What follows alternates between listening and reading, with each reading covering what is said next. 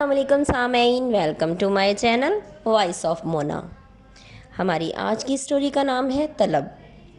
وہ جاب کرتی تھی، روز کا معمول تھا، ایک ٹائم فکس تھا جانے کا اور آنے کا بھی۔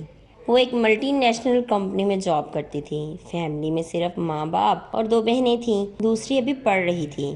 گھر اپنا تھا۔ وہ پیاری تھی، جاذب نظر تھی، اس کا نام دل نواز تھا۔ وہ حسب معمول آفس پہنچی تو ٹیبل پر ایک وزٹنگ کارڈ پڑا ہوا تھا۔ اس نے چیک کیا تو کسی حاشر رضا کا کارڈ تھا۔ اتنے میں باس آ گئے اور بولے، دل نواز یہ ہمارے کلائنٹ ہیں، آپ ان سے میٹنگ کر کے مجھے بتاؤ۔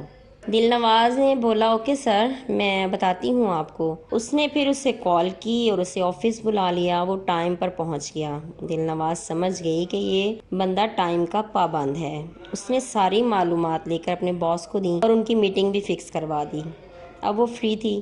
شام کو وہ گھر چل دی۔ وہ رات کو اس کے گھر کافی سارے مہمان آ گئے، ساتھ مل کے کھانا بھی بنانا پڑا۔ وہ کافی تھک چکی تھی، پھر سو گئی۔ صبح اٹھ کر پھر وہی روٹین۔ وہ آفس پہنچی تو حاشر رضا کا فون آ گیا۔ وہ آج پھر اس کے باس سے ملنے کی خواہش ظاہر کر رہا تھا۔ اس نے بولا کہ میں آپ کو کال کرتی ہوں۔ پھر اس نے باس سے پوچھا تو انہوں نے منع کر دیا۔ اس نے کال کر کے بتا دیا کہ ابھی وہ نہیں مل سکتے۔ پھر رابطہ منقطع ہو گیا۔ پھر 2-3 دن کا کوئی کال نہیں آئی۔ پھر ایک دن وہ خود آ گیا۔ دل نواز نے اسے بیٹھنے کا بولا، وہ بیٹھ گیا۔ پھر دل نواز نے پوچھا چائے یا کافی یا کولڈ ڈرنک؟ اس نے کہا کچھ نہیں، میں آپ کے باس سے ملنا چاہتا ہوں۔ اس نے بولا ابھی بات کر کے بتاتی ہوں۔ اس نے باس سے پوچھا تو انہوں نے کہا بھیج دو۔ وہ اندر چلا گیا۔ پھر تھوڑی دیر کے بعد بڑے غصے میں باہر نکلا۔ دل نواز کی سمجھ میں نہیں آیا کہ کیا مسئلہ ہے۔ پھر حاشر رضا چلا گیا۔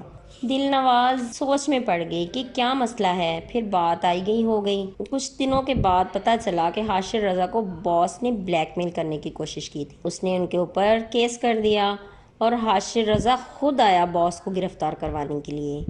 اس کے پاس سارے ثبوت موجود۔ حاشر رضا کافی دیر وہاں رکا رہا۔ پھر دل نواز سے بولا کسی اچھی جگہ اچھے لوگوں میں جاب کرنی چاہیے آپ کو۔